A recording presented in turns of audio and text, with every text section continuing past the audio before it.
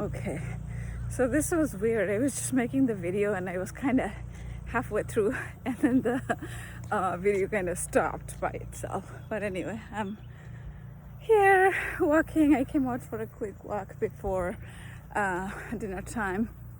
Anyway, so as I was walking, I was listening to the Jason Murphy's book, The Power of Your Subconscious Mind.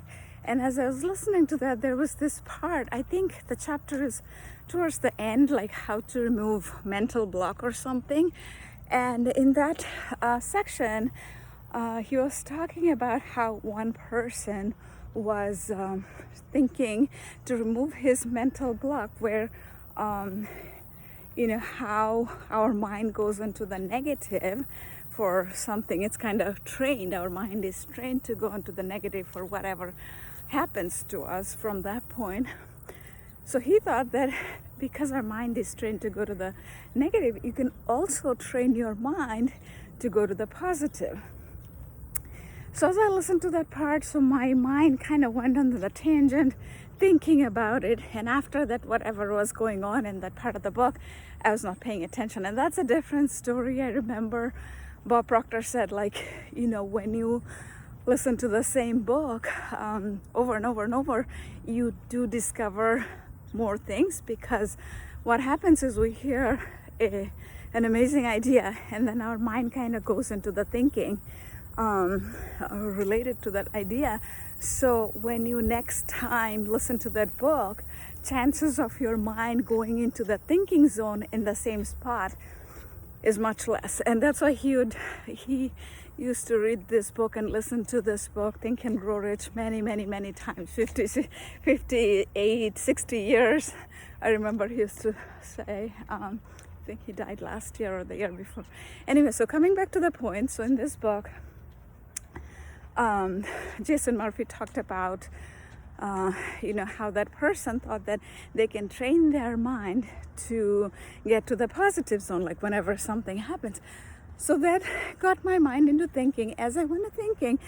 And I just thought, when any event happens, there is so many ways to look at it. There's n number of ways to look at it. And I'll explain what I mean by that.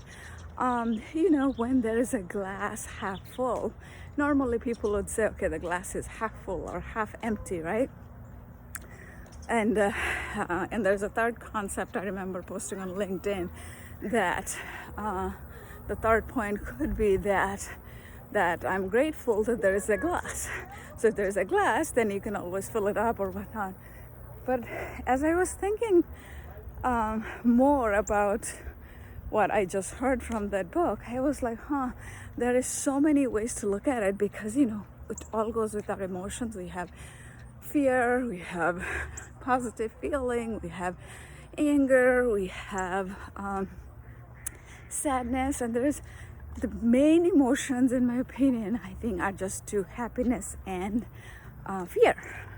And fear inflicts all the other, like sadness, anger, all the negative emotion. And happiness is just happiness. Pure happiness could create joy, peace, love, all of that. So anyway, so going back to that, not only different people, based on their life experience and subconscious, they will look at the things differently. They'll interpret the event differently. Even we ourselves, depending on what emotion is going on at that moment, we will interpret it differently. So that was an interesting concept that I thought, wow, I didn't think about it before. So as soon as I thought about that, so I'm like, okay, I'm just gonna make a video out of that, because that's part of what I do when I listen to this books, the self-help books or other kind of spiritual books. Not only I learn things from this book, but also what happens is that I come up with this random ideas and sometimes it's hard to remember later, so I'm like, okay, I'm just gonna make the video now. So that was that. Okay, bye.